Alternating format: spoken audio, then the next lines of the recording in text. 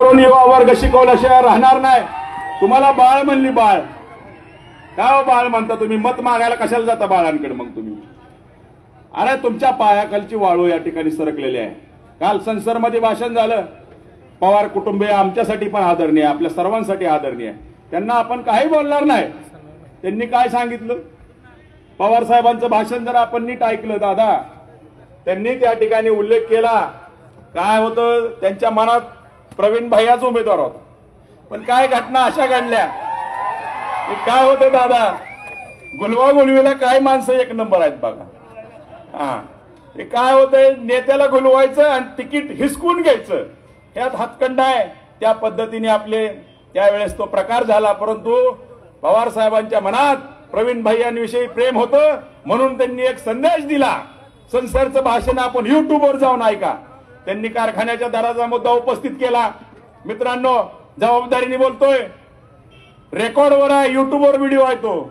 त्या ठिकाणी त्यांनी सांगितलं की माळेगाव कारखाना 3600 रुपये दर देतो, सोमेश्वर कारखाना 3700 रुपये दर देतो, मग छत्रपती कारखाना 3000 रुपये दर कस काय देतो?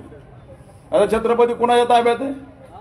पुढचं वाक्य ते बोलायचे राहिले, कर्मयोगी कारखान्यांनी 2900 रुपये दर दिलाय, निराभिमा कारखान्यांनी 2900 रुपये दर दिलाय, तर आता तुम्ही परिवर्तन करा असं साहेबांनी सांगितलंय।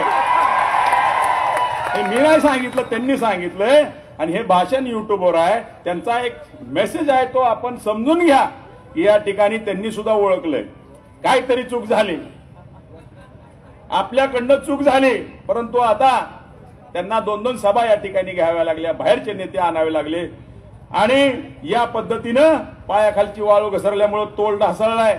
दुसरे आपले आता आमदारांबद्दल बोलायचं म्हणजे मला 1 तास पाहिजे होता दादा।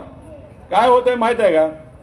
या 288 आमदार मला सांगा, वरातीत जाऊन नाचतो, जागरण गोंधळाला जायचं, पोरं दिसली, डीजे दिसला की गाडीतनं उतरलाच गडी। अरे आमदाराचं काम वरातीत नाचणं नाही।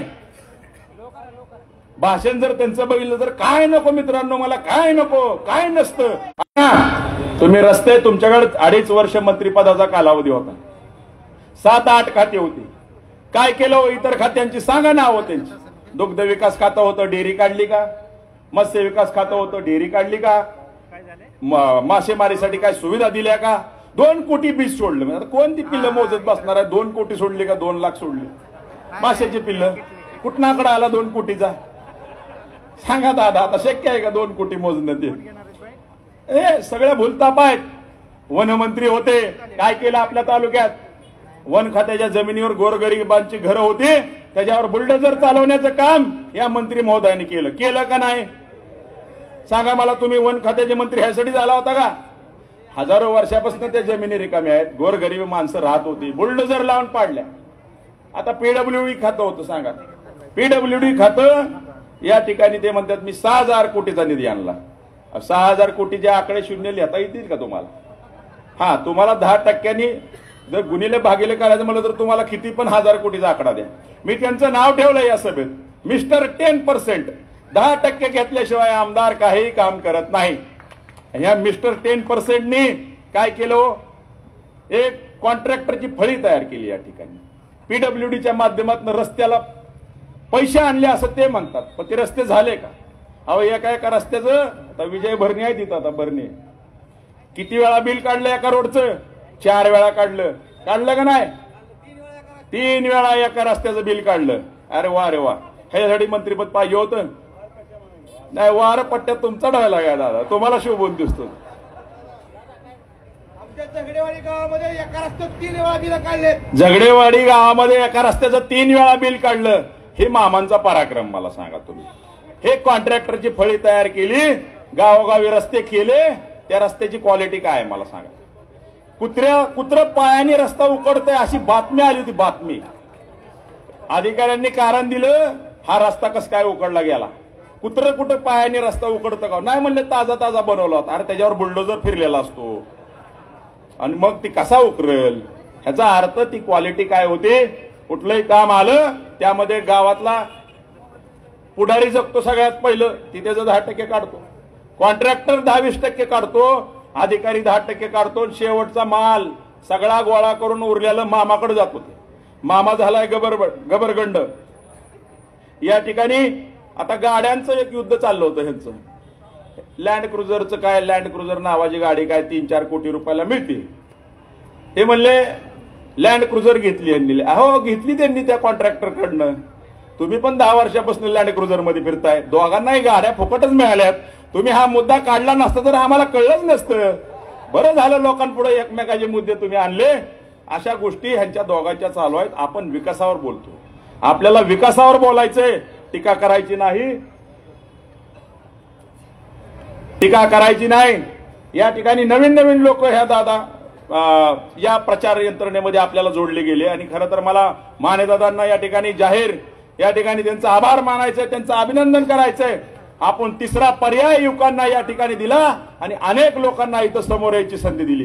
पुढच्या 25 वर्ष चालणारी एक नवी फळी निर्माण करण्याचं काम मानेदादा आपल्या मार्फत झालेलं आहे. कितीतरी नवीन आता इथं भैयासाहेब कोकाटे आलेत सराटीत हर्षवर्धन पाटलांची सभा सुद्धा झाली नाही. आपली सभा 3000 लोकांची झाली. तिथं सचिन देवकर आले, पप्पू खारतोडे आले, अनेक जण, उमेश घोगरे, नवीन पोरं आली. अरे ह्या पोरांच्या मागे मतदान आहे. 10-20 वर्ष झालं काम करतात. तुम्ही ह्या स्टेजवर जाऊ नका. स्टेजवर कोण बसलं ह्याच्यापेक्षा महत्वाचं आहे प्रचारामध्ये असतंच काय हो, काय असतं सांगा प्रचारमध्ये. आम्ही काय करणार आणि इतरांनी काय केलं ह्या संदर्भातले त्या ठिकाणी माहिती जनतेला देणं गरजेचं असतं. तुम्हाला वाटलं का कधी आपलं स्टेज मोकळा आणि लय पुढाऱ्यांची गरज आहे? अरे आम्ही सक्षम होतो, सक्षम आहोत. तुमचे विचार, आमचे विचार आपल्यापर्यंत पोहोचवायला आणि ते पोहोचवायचं काम सगळ्या स्टेजवरच्या पुढाऱ्यांनी या ठिकाणी व्यवस्थितपणे केलंय. जनतेने खूप मोठा या ठिकाणी पाठिंबा प्रवीण भैयांना दिलाय. शेवटची 15 मिनिट राहिलेत आणि आपल्याला आपले मार्गदर्शक आदरणीय मानेदादांचं महत्वपूर्ण या ठिकाणी विचार ऐकायचे. मला एकच सांगायचं सगळ्यांना, 2 दिवस राहिले. आपलं गाव सोडू नका. आता एक काम करा, आता इथनं गेला तुम्ही 7 वाजेपर्यंत सगळे घरी जातील आपापल्या. आपलं गाव आणि बूथ सोडायचं नाही. मतदारी यादी घेऊन बसा. कोण बाहेरचा यायचा राहिला का, कॉन्टॅक्ट राहिला असला करायचा, त्याला फोन करा. बाकीचं मी सांगत नाही. तो आला पाहिजे, फक्त एवढंच सांगा. आलं का लक्षात? तो आलाच पाहिजे आणि आपल्याला त्यांनी मतदान केलं पाहिजे. गावोगावी लक्ष ठेवा. डोळ्यात तेल घालून ही लोक 2 दिवसात अपप्रचार करणार आहेत. विनाकारण पैशाचं वाटप त्या ठिकाणी होणार आहे. लक्ष्मी दर्शन जोरात होणार आहे यंदा. कारण ह्या दोघांना वाटतंय आता जर आपला डाव हुकला, मगाशी कोणीतरी सांगितलं, एक 62 वर्षाचा एक 58 वर्षाचा आहे. वयाची चेष्टा आपण करत नाही. परंतु ह्यांचा आता ही अंतिम लढाई आहे, अंतिम हातगाईची. हितनं हुकली की हुकलीच बघा. ते पुढची 25 वर्ष प्रवीण भैया माने हितनं हलणार नाही. आज प्रवीण भैया मानेला पाठिंबा द्यायचा एकच कारण आहे. आम्ही दादा प्रवीण भैया मानेच्या तोडीचा एकही युवा कार्यकर्ता या तालुक्यामध्ये आज काम करत नाही.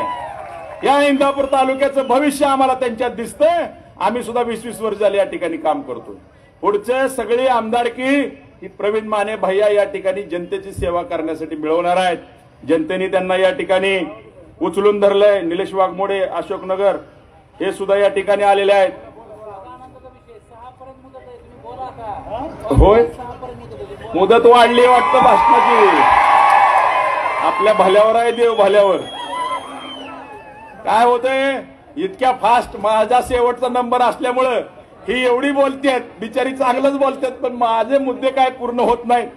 काही वेळा काय होतंय, एकाच गाड्यावर बोललं जातंय, दुसऱ्या गाड्यावर बोलायचं राहून जातंय. ती माणसाला वाटतं एकावरच बोलतोय. अरे पण दुसऱ्याची वेळी तर माझा वेळच संपतोय. या ठिकाणी नाही, मसाल्याची गरज नाही. ह्या दोघांनी एवढा मसाला ह्या तालुक्यामध्ये पसरून ठेवलाय की काय लोकांना सगळं माहित आहे. आज सगळी हुशार झाली पिढी.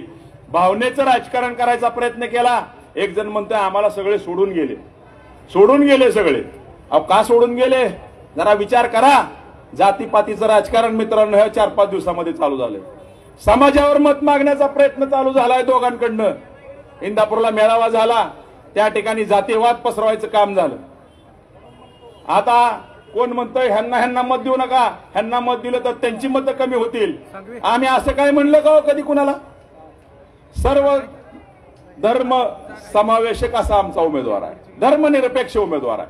सगळ्या जाती धर्मांचा आम्ही या ठिकाणी आदर करतो. आम्हाला सगळ्यांच्या मताची गरज आहे. आम्हाला कुठल्या एका जातीच्या मताची गरज नाही. आम्ही सगळ्यांना धरून चालणारी माणसं आहे. वाढलाय ना टाइम नक्की? हा, त्यामुळं दादा संपूच आपण. त्यामुळं घाबरून जायचं कारण नाही. आता कृपा करा. आता हो का पुन्हा घरीच जायचंय. पुन्हा कुठं भाषण ऐकायला तुम्हाला मिळणार आहे? आता भाषण होईल 23 तारखेला विजयाचं, प्रवीण भैया मानेंचं. हेच भाषण. आणि त्या भाषणात मग मात्र काय कुठली मर्यादा नाही, टायमिंग नाही, काय नाही. कोणी कितीही बोला, कितीही जल्लोष करा, काय अडचण नाही.